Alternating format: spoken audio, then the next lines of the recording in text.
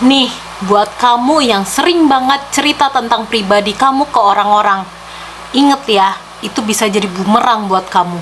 Nggak semua orang yang mendengarkan cerita kamu itu paham kondisi kamu sebenarnya. Dan nggak semua orang yang menenangkan kamu itu akan menjaga cerita kamu itu biar nggak kesebar orang lain. Semakin besar dan semakin sering kamu cerita mengenai hal pribadi kamu ke orang-orang yang salah, semakin besar resikonya cerita kamu akan dijadikan bahan gosip. Atau lukamu dianggap remeh. Atau yang paling parah, kamu kalau lagi ada konflik sama orang, cerita kamu tuh akan dijadikan bahan konflik.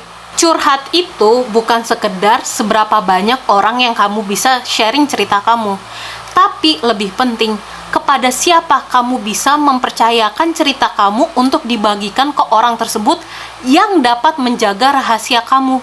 Kadang kita curhat ke orang lain untuk membutuhkan kelegaan di hati kita, tapi kita lupa, kita itu harus sharing cerita kita kepada orang yang memiliki empati yang besar, bukan yang malah jatuhnya menjatuhkan diri kita.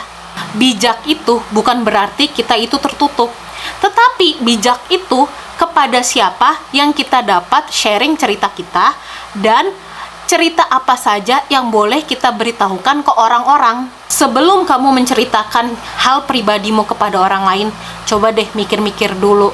Orang itu pantas nggak? Dia pantas nggak tahu sisi rapuh kamu, sisi aib kamu? Karena nggak semua orang perlu tahu masalah hidup kamu.